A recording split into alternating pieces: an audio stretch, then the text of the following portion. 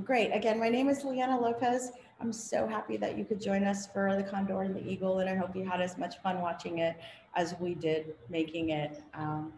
And we are joined tonight with panelists from all over the nation, and I'm going to let Tara introduce herself first. Tara, do you want to just to introduce yourself? Sure. Buju Ginawa, Minawa, and Dinaway Maganaduk, Jabaway Kwe Indigenous Cause, Makwa Dudame, Gojing and Dunjaba. My name is Tara Haska. I'm Bear Clan from Couchiching First Nation, and super honored to be here with all of you. And really cool movie. Definitely appreciate seeing that. Lots of familiar faces. And I'm glad you can join us. And Edgar? Hi, good afternoon, good evening, everyone. My name is Edgar Villanueva. I am an enrolled member of the Lumbee tribe of North Carolina. We are the people of the Dark Water. I'm speaking with you from my home in Brooklyn, New York. This is the unceded territory of the Lenape. I think of my work as being a racial justice activist. I'm an author and a writer and a philanthropist. I do a lot of work at the intersection of money and resources, charitable assets and investment, and racial justice. Thank you. Brian? Thank you. Right, well, Brian and I are actually sharing a computer. As I said, he's my partner, and I was having some technical issues, so we're sorry, pardon that. It's all right. It's always nice to have a quick little hack. And we are in the midst of a pandemic, y'all, so, you know, there will be interruptions. My name's Brian. I am here in Houston, Texas, born and raised here in the Petro Metro, and I identify as Chicano, Mexican American to the colonized folks, and you know, happy to be here. Very happy to join all of y'all. I'm excited to meet you, Edgar, and hear more about your work too. And Tara, wow, we haven't seen each other since we raised hell at the Chase shareholder meeting. So always fun to see where you're at and who you're with. And I see you have a little four-legged friend with you too today. So just pretty cool. And I always love sharing space and time with Casey. So I will give it to Casey. Thank you all.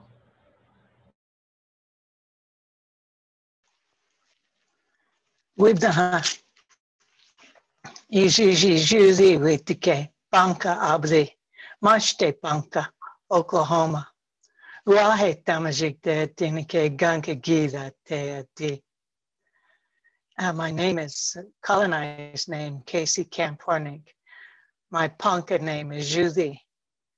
I'm here in Oklahoma, and where the Southern Ponca have been forcibly removed to an occupied territory. And I've really been looking forward to this moment, and I'm grateful to be here among you all. Listening to you always makes me proud and humbled at the same moment. The things that you're doing for our mother, the one true mother we all share. The ways that you are finding to express the needs for the time that we're in and for the time to come. Makes me feel very proud, and I feel humbled to be among such minds, spirits, and nations. So I want to say thank you to those who are joining with us, that are part of this journey of the Condor and the Eagle. And it's a living document, this film, much more than I ever had suspected when we had the joy of being together and visiting about it, and to see how it's come about. So I want to take this moment, if you'll bear with me, to talk to Wakanda. Yes.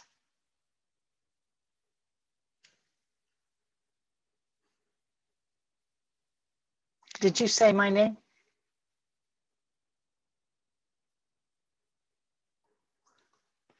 Am I here? Yeah, I hear you. Okay, good. It's cyberspace. It's so different than the actual web of life, right? I like these webinars because, to me, it makes me feel like those old folks, the way we always talk about the web of life, and now we're on this web of something else. I don't know what it is. I want to take this moment, if you all don't mind, and say a little bit to Wakanda, to the great mystery.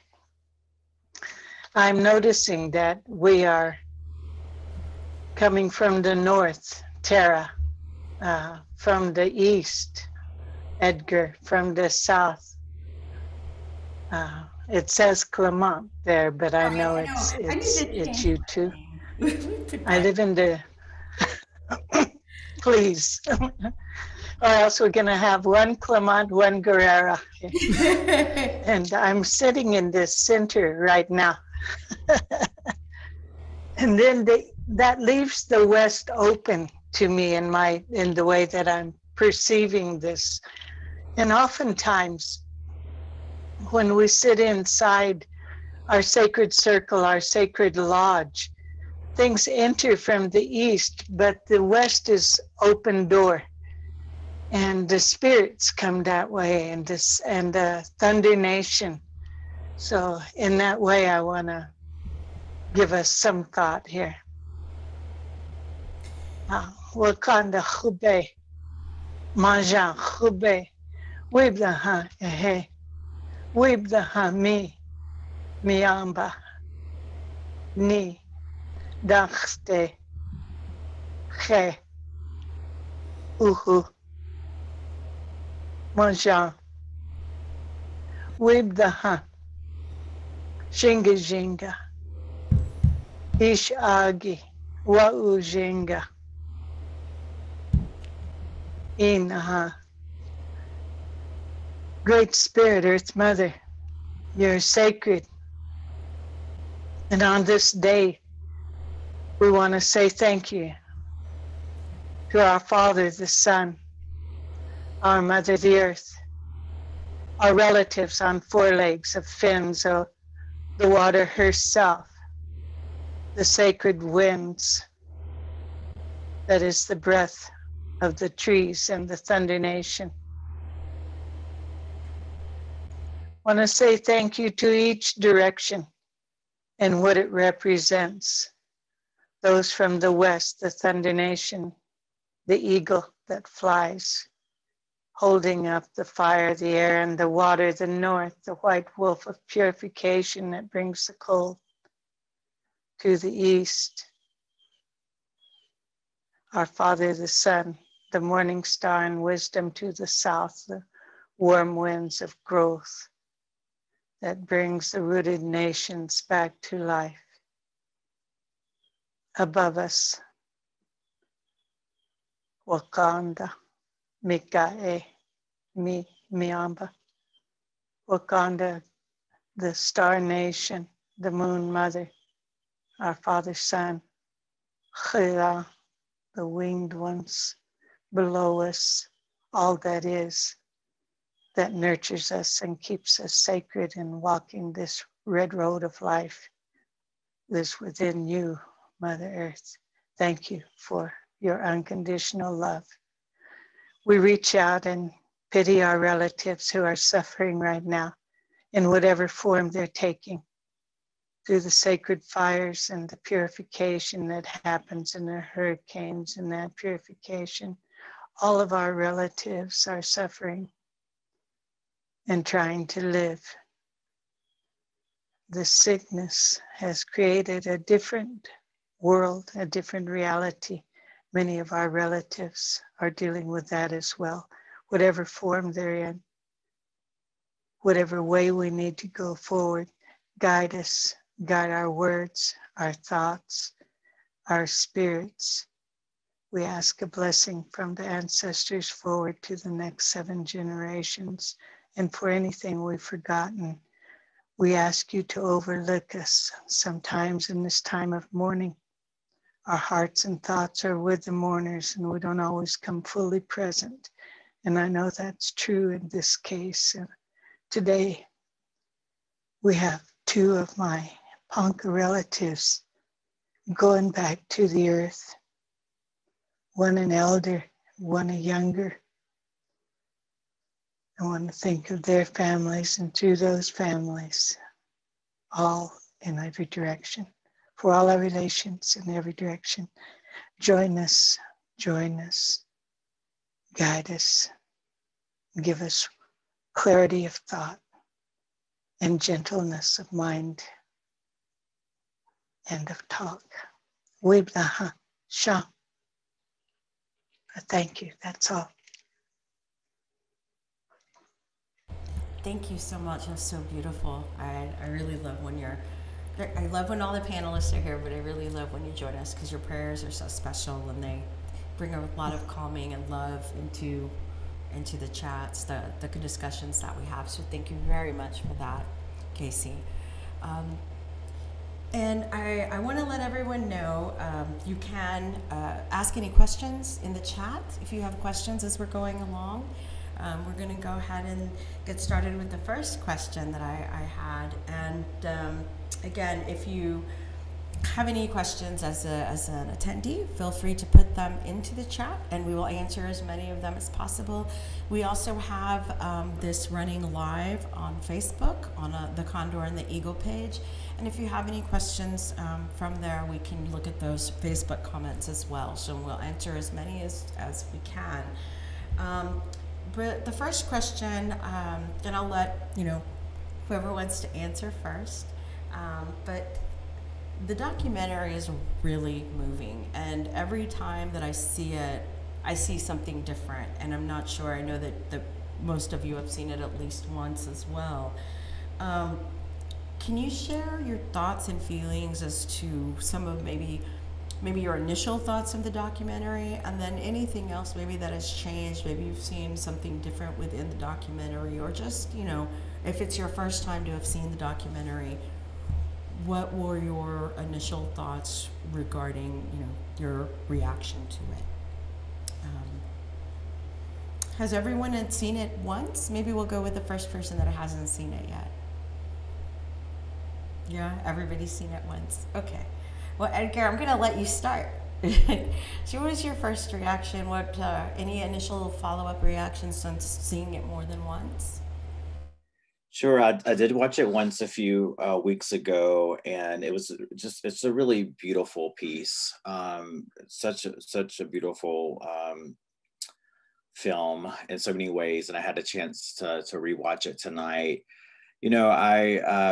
I'm just reminded at how our folks are such beautiful storytellers, and whether we're doing that in a modern way through film and digital, and like we're doing right now over this platform, we hold so many stories, and I think the power of story to transform hearts and minds and to educate is just really beautiful. And this film did an amazing job of packaging this up, I think, in a way that just cuts right down to the frontline communities who are impacted by climate justice and the environmental issues that are pointed out in the film, to the broader systemic challenges that are at play, from just historical and systemic racism colonization that's been plaguing our communities for generations. So it's really well done, and I really appreciate the opportunity to use this film as an organizing tool to bring people into this conversation, because as someone said in the film, like, this is not an Indian problem. I think it was Casey toward the end. This is not just an Indian problem. We need everyone here to get on board and to be a part of the solution. So yeah, it's awesome.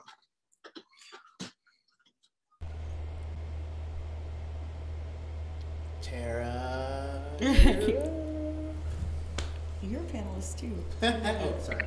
It's just weird talking before an elder person. It's always strange. I have to be called on. You have to call on me, or else I'm not going to talk. So This was my first time seeing it, and I actually didn't get to watch the whole thing because we didn't have service until it got a lot closer out of the woods. I really liked that there were entire pieces of the film that were just the land. And to me, like, that is something that I know has become pretty much, you know, to me, the center point of the way that I look at the world and the way that the advocacy that needs to happen is centering the land and centering the voice of the land, right? And making those connections between us to the land. It's always, I don't know, it's crazy to me to be in so many different climate spaces and climate justice spaces, and almost no one's talking about the land itself, right? Like, we're just talking about degrees and, you know, different types of legislatures and like all that kind of stuff. But that language of the land is missing in the film. I love those pieces where it took a good solid, what was it, like 10 minutes at least, where they were looking at that beautiful, beautiful tree in the rainforest and, you know, touching the sides of that and listening to the sounds of the connections between the trees and using that as a way of communication. I just thought that was, it does a really good job of showing the people and the land in a balanced way. Casey, Brian? We'll go with Casey. Casey, Brian. Brian wants Casey to answer first. Oh, and you're there you go. All right. I think I haven't seen the film in a bit, but it stays with me, you know. It's kind of lives inside me, all the different pieces of it. I remember very specific things that were going on at that time. And, you know, when I was listening to the two before me, I keep going back to where they are physically at this moment. And I remember, Edgar, when we were in New York at that giant climate march that was going on there. It's always a fabulous feeling to be among like spirits, where you feel the incredible oneness, you know. I always know within our language, Wakanda seems to be like the Great Spirit is the culmination, the everything in one is that one Great Spirit, you know, and you feel that when you're in that situation. But it also helped me in other ways, where we ended up in the Lenape territory to sign the Women's Treaty was not planned.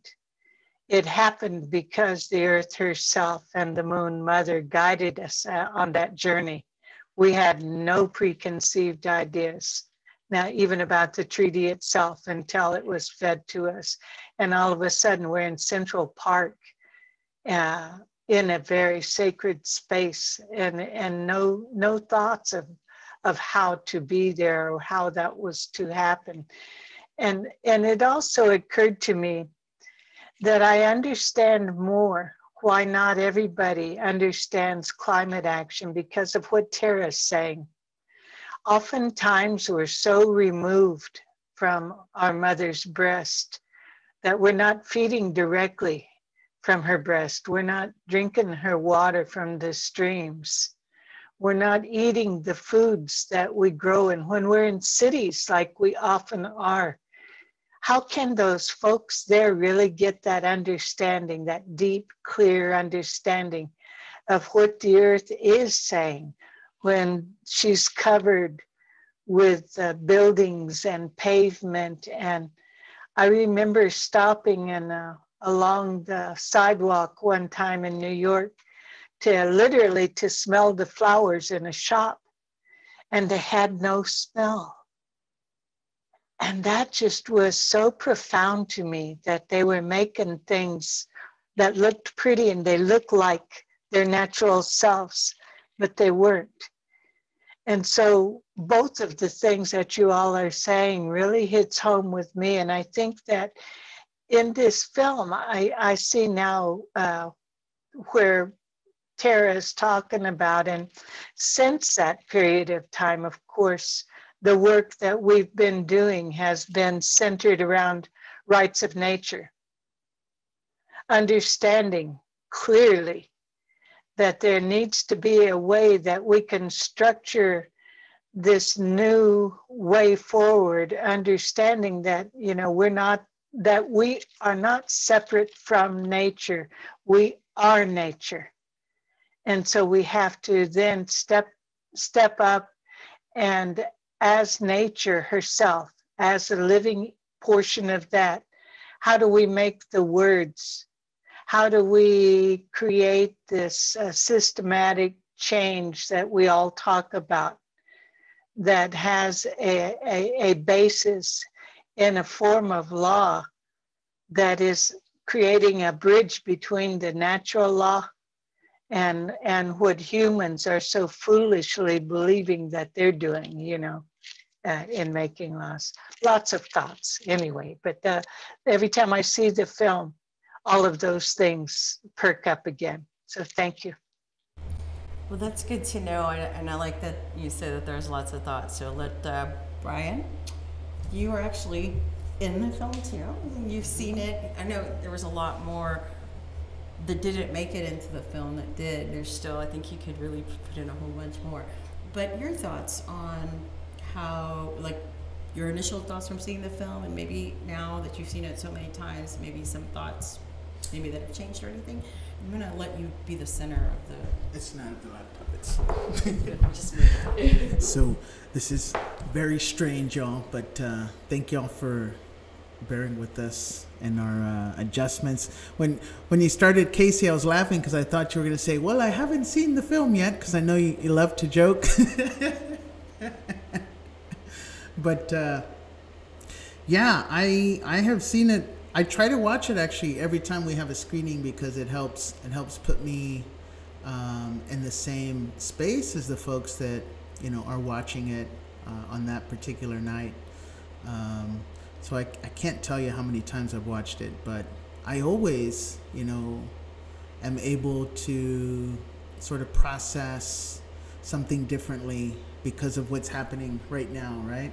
And so right now, I know that I've been hearing a lot about what's happening, not too far away from New York, and with the Mi'kmaq and the Fisher folk, right? And how indigenous rights to stay connected to Mother Earth and the land directly, as you were talking about, Casey and Tara, you know, is violently and forcibly, you know, restricted for indigenous people, right? That there are always, you know, systems, in this case, you know, economic systems that are used as justifications, and even like the protection, right? The protection of the ecosystem, or the lobsters in this case, you know, are used as arguments and ways to prohibit, restrict indigenous people from maintaining their lifeways and their connection to the planet directly. So that's one thing that I think of, right? And I know there's a lot of footage that we weren't able to include in the film, but there's also so many other stories that are happening right now, that are just as moving, compelling, and important for us to learn about. So I hope, you know, that after watching this film, that you realize that, right? And that you try to support those local indigenous communities that are around you. Yeah. Great, and we are getting some questions in from folks, and I think actually this is going to be a great segue into about the film, but also about y'all's work. And yeah, I'm from Texas, so you guys, y'all, sometimes. But Mariana was asking specifically, Casey, she wanted to know more about the Indigenous Women's Treaty, what it is, what it does, what you hope to accomplish, and how can others get involved. And I think, you know, that to me is a really pertinent question right now.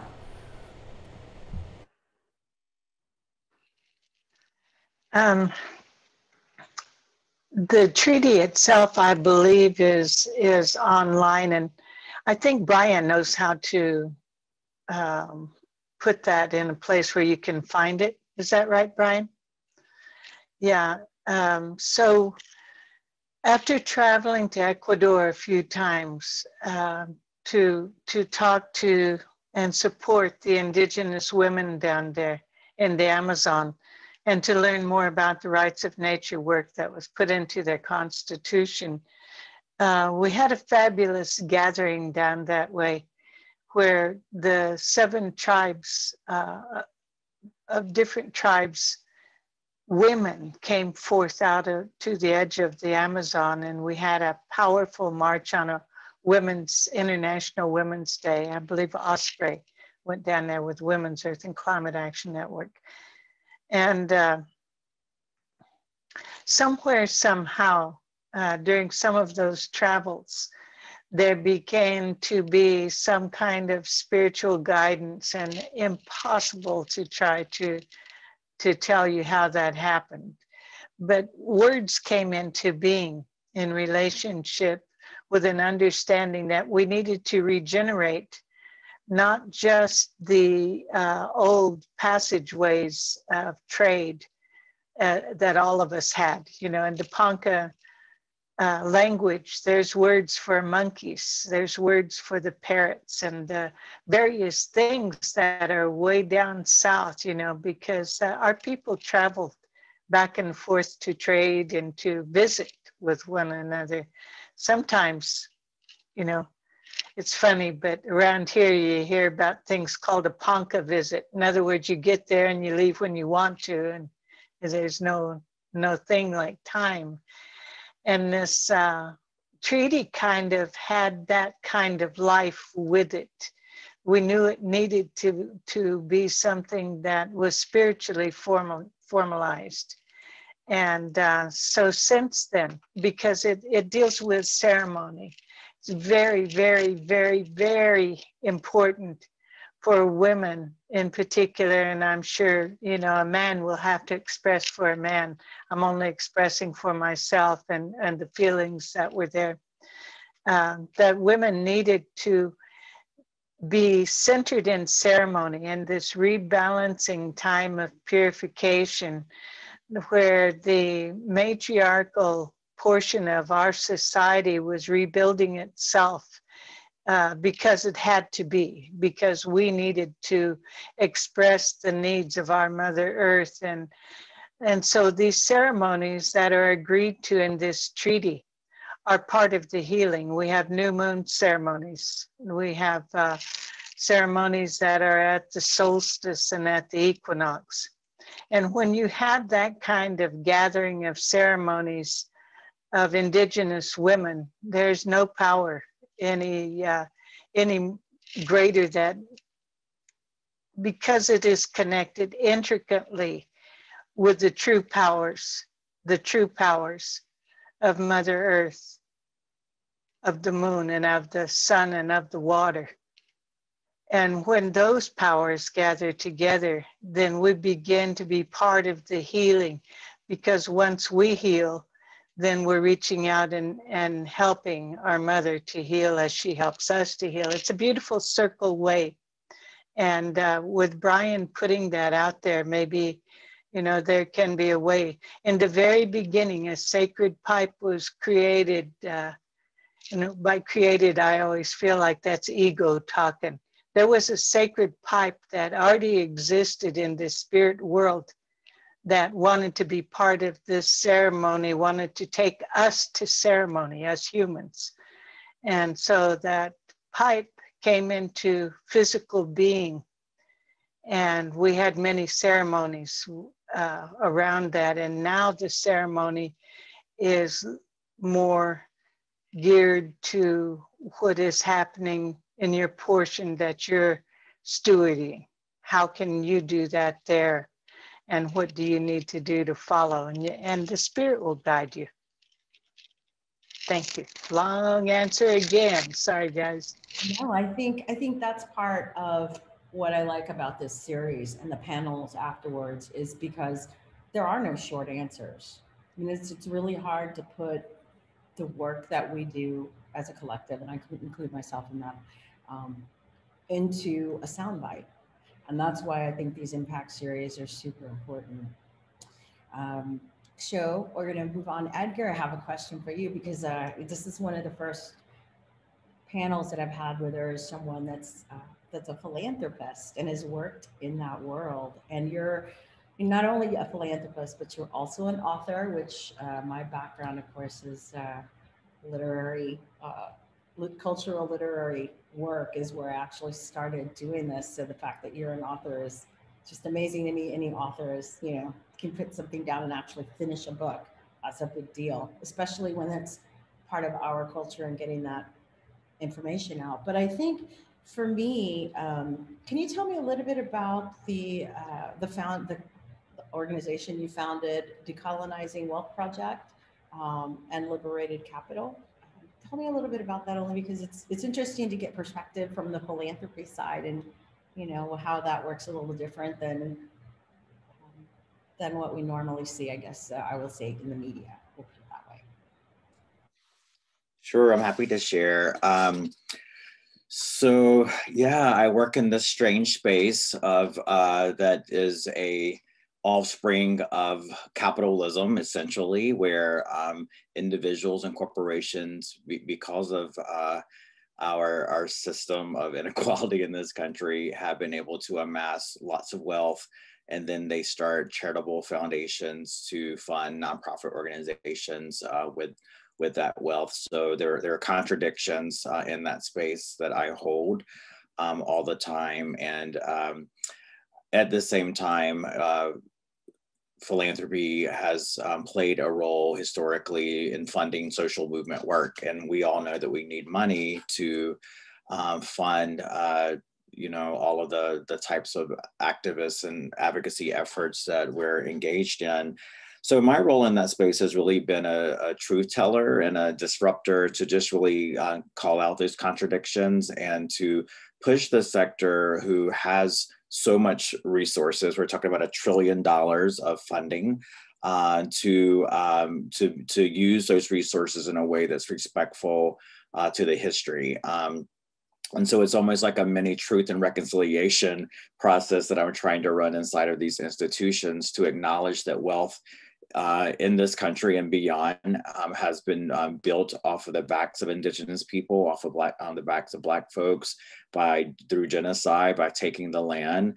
And so this wealth actually does not belong in the coffers of these institutions, but this wealth belongs to us. And so I've been helping through my writing and through our work at Decolonize the Wealth Project to educate those who hold resources and privilege about the origins of that money, and to help liberate the capital, set it free and put it back into communities, to center community and so center us in sharing that wealth.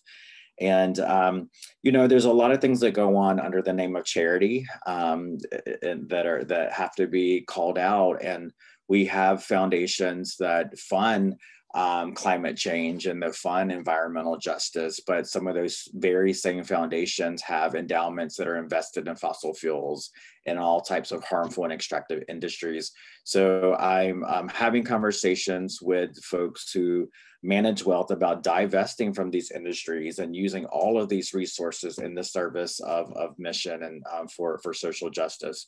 So that's part of the work. And because I am Native and because I chair the board of an organization called Native Americans Philanthropy, a lot of donors come to me for advice around where they should be putting resources. I try to steer folks to, Native-led organizations around the country. What I found because funding is so connected to relationship, often those dollars don't get to the people. So I started a fund as an intermediary, as a person on the inside, to try to get those resources while I'm in the room with folks with wealth to make those asks to get money for our people.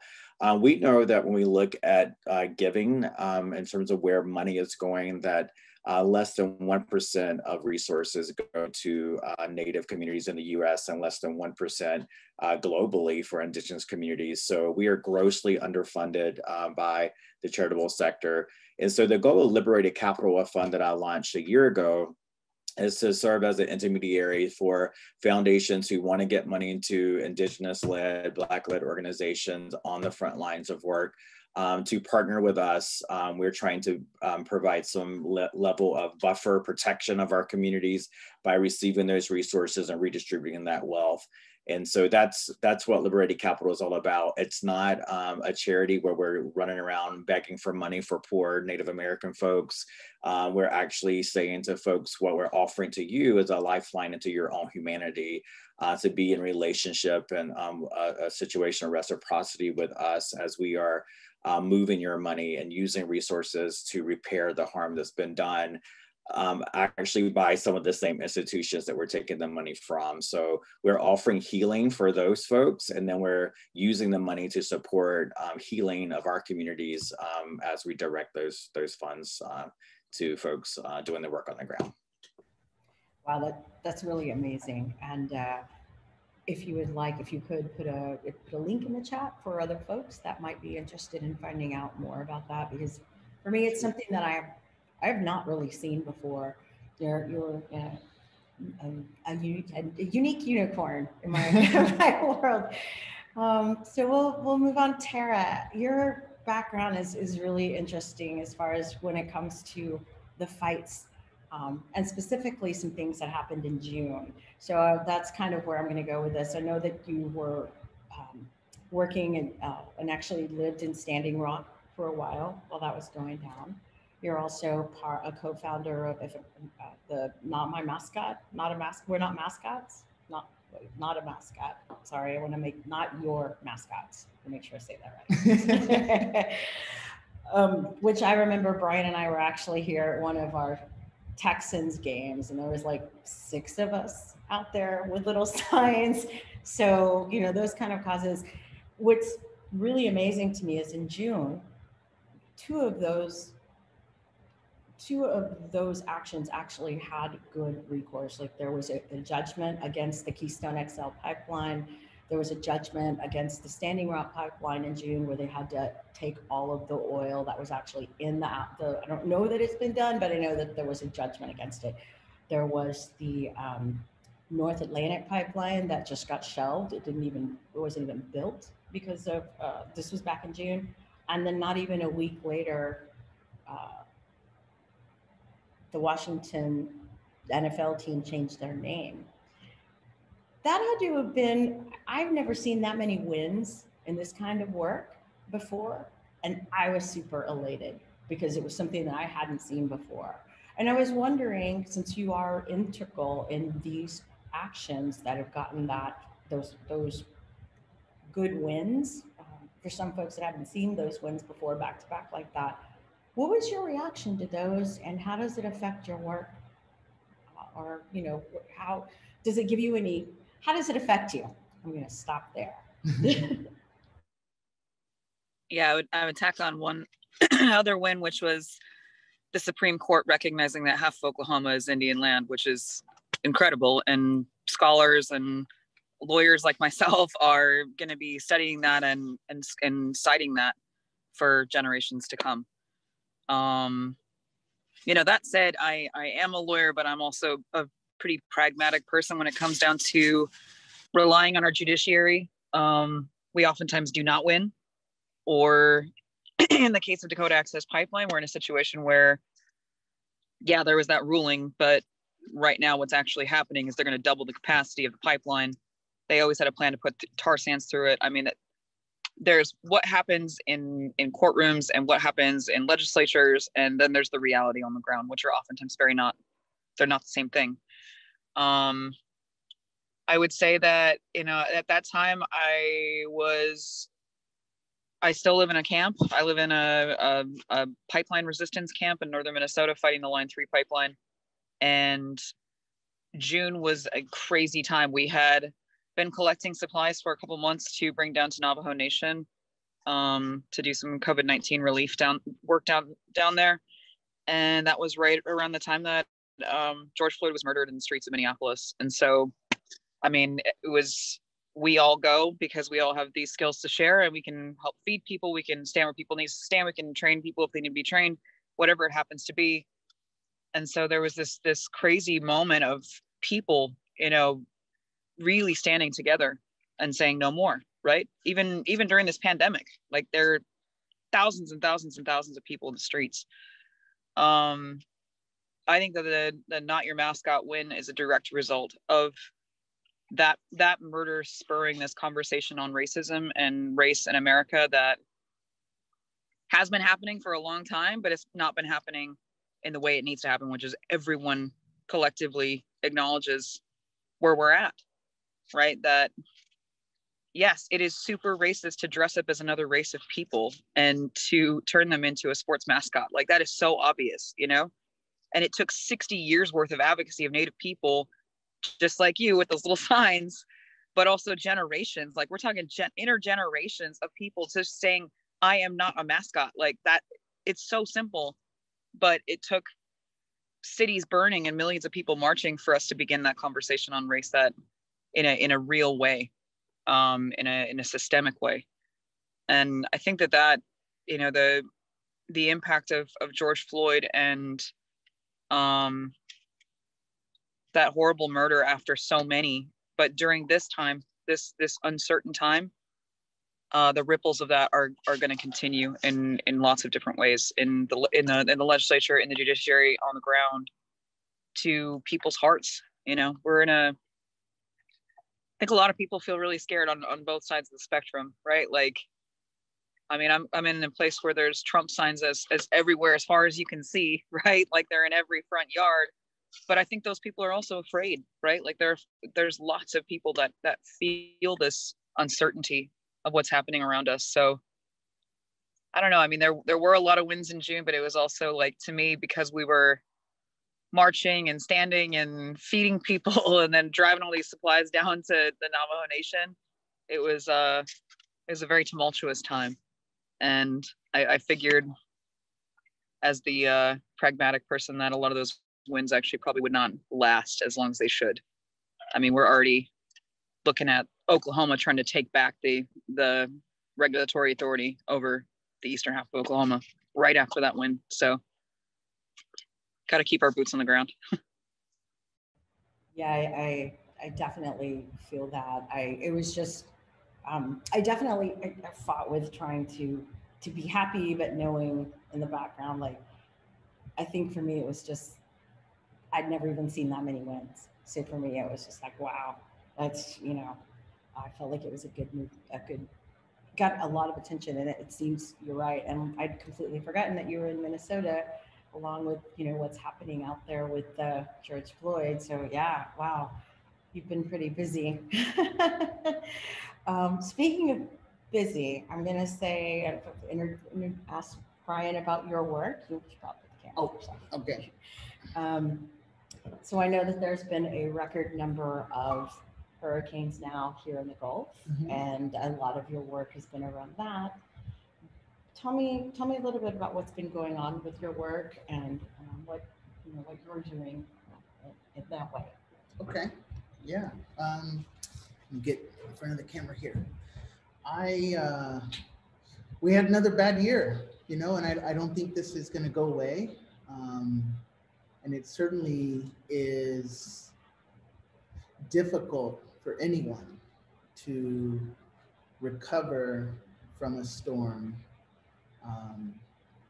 And the fact that, you know, we had two major storms hitting the same area, you know, under 2 months apart is devastating. And I think, you know, a very important marker for us to realize that, you know, this is going to continue to happen, right? And they will probably get worse. So I've been doing a lot of relief work, similarly to what Tara brought up. And a lot has revolved around COVID. You know, this is another area that is disproportionately hitting our people. And so I try to do, the simplest of things that I know I can do. And so helping folks get masked, right? PPE has been a big part of, my efforts, and just, battling the misinformation that our president or this president, I refrain from saying our president because, we probably have never had a president that has, truly represented us. And, the fact that, the leader of this country is saying and doing things that is putting people, in harm's way, like putting their lives at risk, continues to, by the way. It's been really difficult. I'm in a red state, that's changing, but those legacies take a long time. So the folks who were hit by storms, are having to live in shelters without electricity. Water's an issue. And they're still recovering from storms 3 years ago, Hurricane Harvey, right? And other storms that hit that year too. So it's a big problem. And I know that, we may have hurricanes here, but there's fires in Colorado, California, Washington, Oregon, and every place is experiencing environmental disasters. So this is something that is should be all of our work, and it is important for us to always go back to, why this is happening. And it's our relationship with the planet, with Mother Earth. And I think the work that Casey's doing is just integral. It's paramount, right? That we understand that we have a relationship. If we have to make that a legal relationship so that people in this world understand and respect and honor that, then okay. But that's at the root of all of this, right? We have not been living with reverence and humility and respect for this planet that sustains us all. Great, thank you. Great, just right here.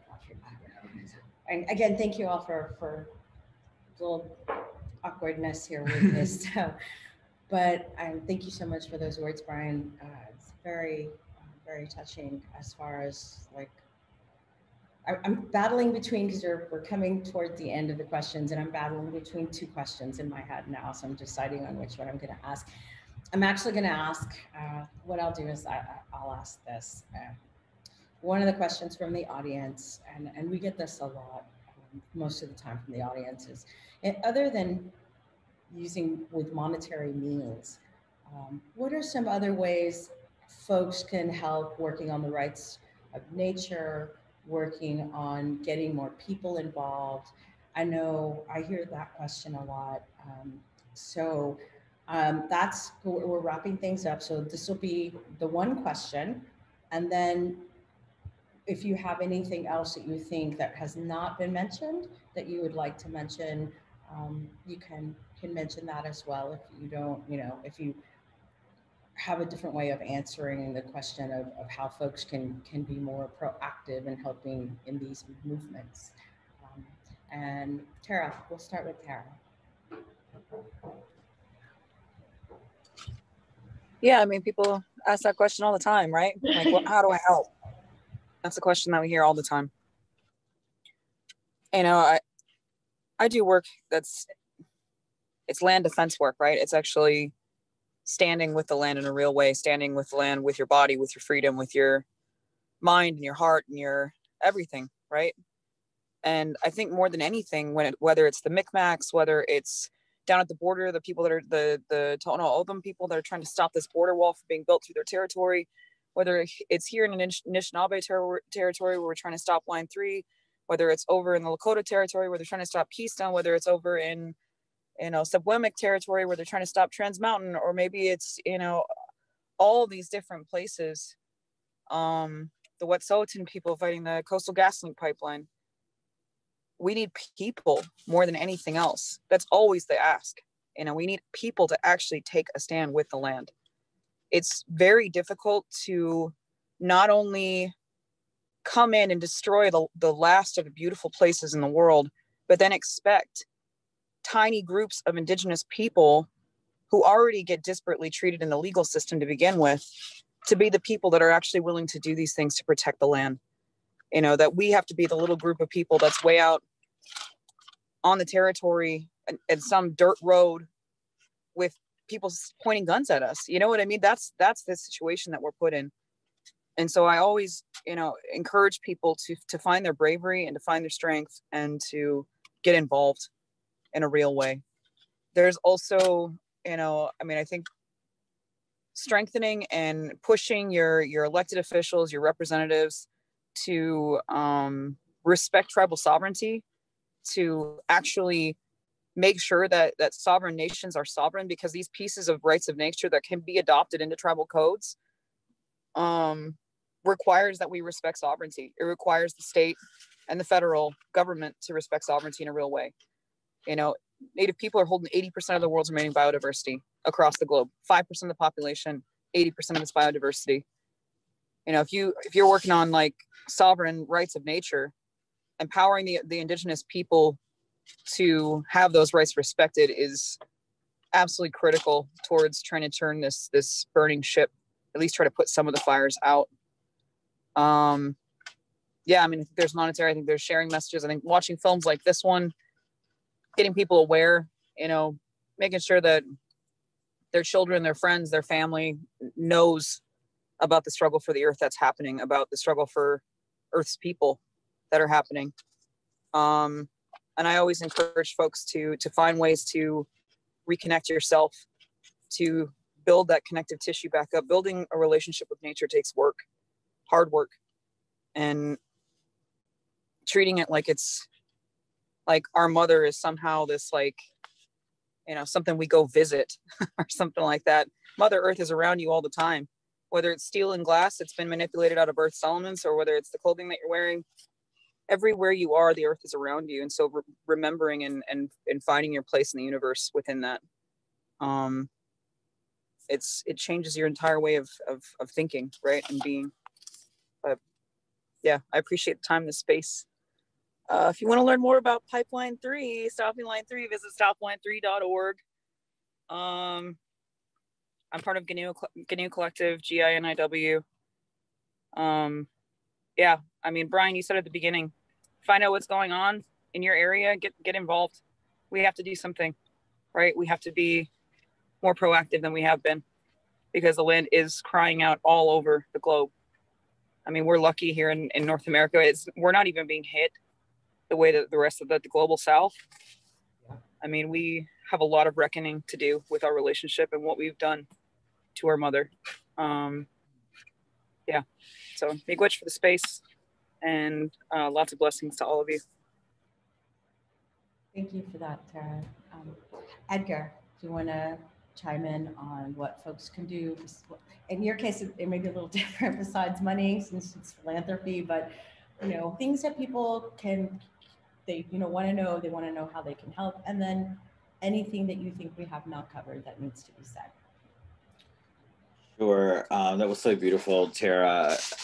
Underscore all of that in terms of personally getting involved, but I will take it back to money for a minute, because this is all about money in some ways, right? So our insatiable appetite to consume, greed, all of these forces that stem from colonization, right? That is about amassing more and more and more and more by any means necessary, through extraction and violence and towards people in the planet. So I think in our own personal lives, we can think about how we're using our money, right? The choices that we make every single day with our personal dollar can impact the environment in drastic ways. So I think in your giving, absolutely, you should be giving to climate justice causes and to organizations led by Indigenous people, right? Not just folks who put Indigenous people on their postcards, but organizations that are truly led by Indigenous folks who are on the front lines, as Tara said,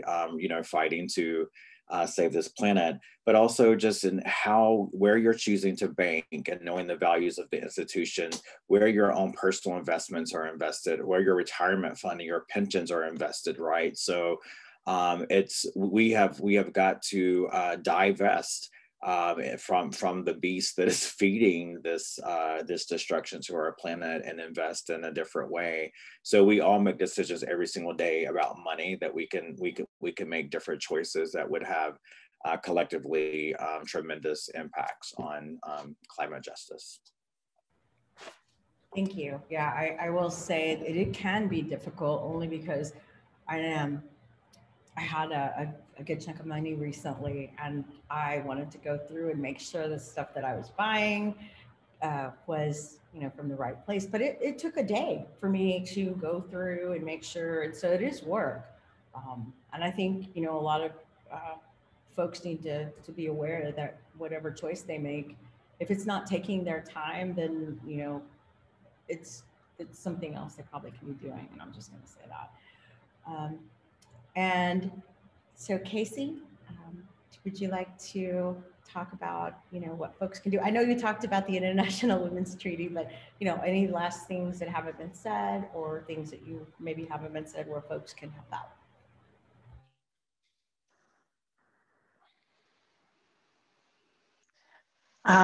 I definitely add my prayer to those of the words that were said before me by Tara and by Edgar, and manners in which to move forward.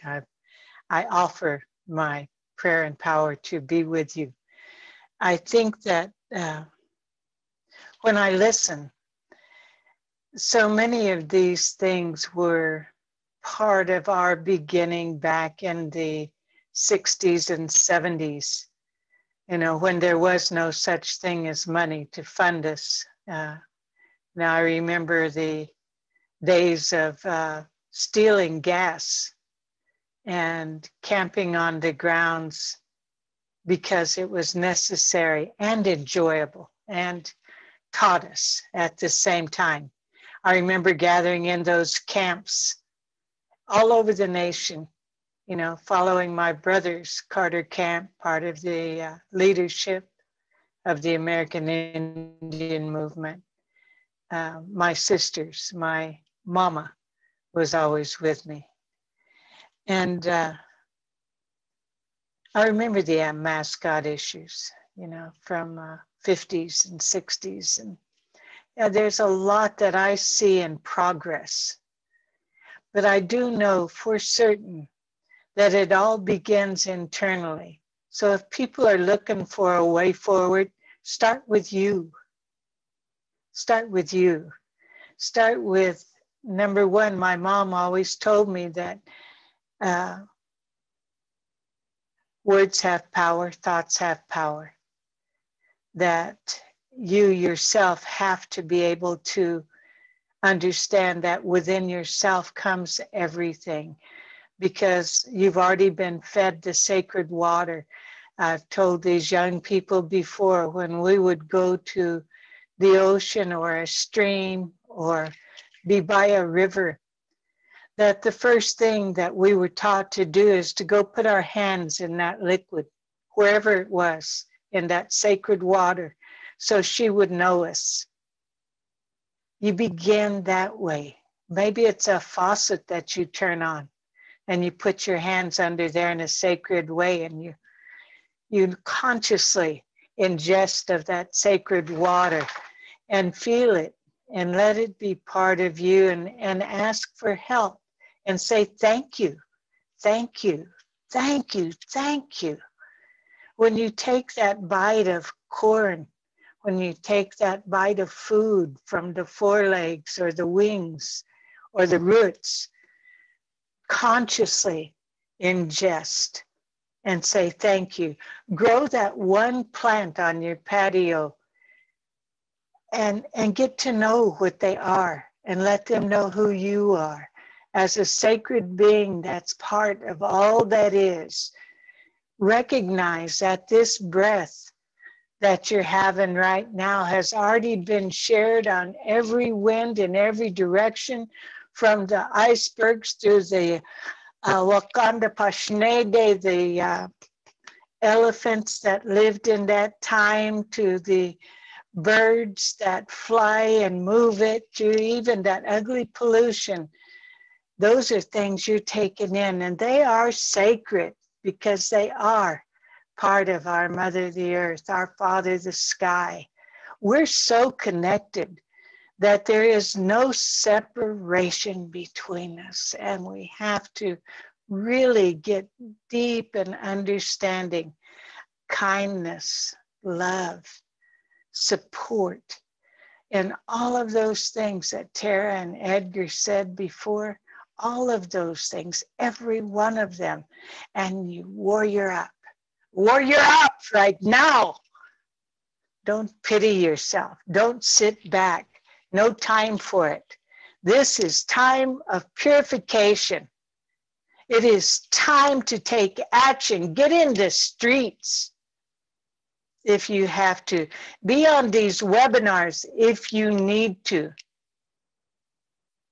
Take responsibility personally. Begin those kitchen table talks where you take responsibility. You teach your Ede, your relatives that are around you, that responsibility. I feel blessed to be Panta right now because my tribe has taken some very strong stands on banning fracking and moratoriums on injection wells, resolutions against KXL coming into our territory, my son planting the sacred corn up there, the Cowboy Indian Alliance, standing in Standing Rock, and whatever we've had to do, because my mother, my grandmother, my grandfathers, they did all this. They survived. We're survivors. And pretty soon I'm going to wear a shirt just like Edgar that says, Decolonizer, free your mind too, and on and on. Got lots of grandma things to say to you, but main thing, I love you. Take responsibility. Washkantanga, be strong and have fun. Thank you so much for that, Casey. Like you said, Brian had said to save you for last so you could take us out with a prayer, but it's like, no, we're gonna have her say third. We're trying to keep everybody where everybody gets a chance to be in each position. So I know, Tara, I apologize. And elders usually do go first. And I know it's a little weird, so I apologize. But Brian, I'm gonna let you take us out tonight. Tell us how people can help, or what your thoughts are if something has not been covered. Yeah. And the elder should go last too. So we're going to throw it back to Casey afterwards if she has any final thoughts. Okay, I'm fine with that. First and last, right? Like bookends. So that, yeah, because I really appreciate, yeah, Casey, like you are such a great listener too. And I think that's such an important thing to value in someone. And you listen to everything equally and everyone equally. So I appreciate that. And my advice, would be is for folks out there watching right now and the future to follow Indigenous people's lead. And we're not perfect, and there are very, very long-lasting traumas, that all of us are working through. But as Tara pointed out, why is it always, a handful of Indigenous people, Indigenous women, Indigenous young folks, like who are willing to put themselves, on the front line of these very, very important movements and issues that impact us all. That has to change. That has to change. And if you can't find it within yourself, like if you can't recognize what those issues are, then follow Indigenous people's lead, right? And listen like Casey listens, and be aware and pay attention about, how your financial spending impacts the planet, impacts Indigenous people, and other marginalized communities. Because there is power in all of those. There's power in all of those actions. And I would say, to be prepared for disasters, because they will continue to happen, and they will happen in your town, in your neighborhood. And there's no time to think about what has to happen when the disaster is unfolding, right? And they're all different: fires, tornadoes, hurricanes, floods, and the violence, right? That is coming from that fear of not feeling like there is control, right? Like, who's in charge here? The whole planet's falling apart. Who's in charge? Who do I blame? Who do I be angry at? A lot of that doesn't matter. It's like, if you're prepared, then you're gonna be able to cope with those things. And I think, Casey has said this in other conversations, because of the generations of violence and harm that we have had to endure, and because, we see these things, we are gonna be okay. We're gonna be okay. It's those folks who are unable to fathom, right? Being able to get water from their faucet, or, electricity with the flick of your finger, that are going to struggle. And that's a real reality that folks are living through after these storms leave. So yeah, protect yourself, be good, and follow Indigenous people's lead in whatever way that you can. Yeah. Well, I'm going to follow your lead now. Okay. And no, that's okay, because it's just going to be Casey. Yeah, all right. But again, I want to thank everyone for joining us tonight. But I'm going to go ahead and throw it out to Casey and let her take us out for this evening. Thank you so much for joining us to watch the film. And back to you, Casey.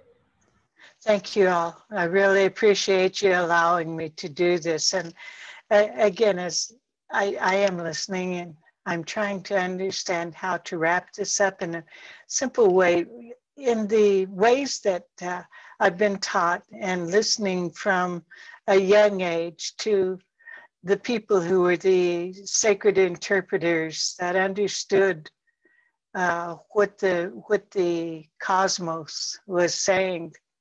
They told us to prepare, just as my young relative here said, that a purification was coming. I had no idea what that meant at the time, but I see it in action now. And our mother and the relatives that are part of this mean no harm. It's just that humans have not been following the law, the sacred law that is just that all things have to coexist. And the deer, they still walk around, they still eat the grass, the eagle still flies in the air, the fish swims in the water moves how she chooses to do, the winds do too. Humans have messed up. Humans are not living up to the agreement that the great mystery put us into place for. And we could still, if we want to, have those creature comforts, where we could have this air conditioning, and I'm looking in my house, I can turn on a light. I'm on this computer thanks to people gifting these things to me to be able to be with you. And that can still happen. We can use those renewable energy sources. We can recognize that we have to help make a just transition away from that way. You know, Edgar, I believe, has a clear understanding of how money can be utilized, because it's a foolish notion. Now, we all know you can't eat or drink that, just like the ways of understanding that you can't eat or drink the oil, that the oil and gas are sacred items that are the innards of our Mother Earth, and they belong there. And that you can't grab the air and call it a carbon trade and put it over there for somebody else to pollute up here. Those are all foolish ideas. So let's just be smart along with the way that we view this world. Let's kind of integrate this understanding that we're not protecting nature. We are nature protecting itself. And from that perspective, take a baby step today, because tomorrow you need to hit the ground running. Sure. Awesome. All right. Well, again, thank you so much, Casey. And thank you everyone for joining us tonight. We weren't able to answer all of the questions, but we will follow up. There was one question that I'm going to ask you guys later offline about photography. But again, I do want to thank everyone for joining us tonight. Thank you for your time tonight, everyone that's on the panel, Edgar, Casey, Tara, Brian. And we will see you again. Again, I cannot thank you enough for joining us tonight. Everyone have a really good night. Be well. Be glad. Take good Well. care.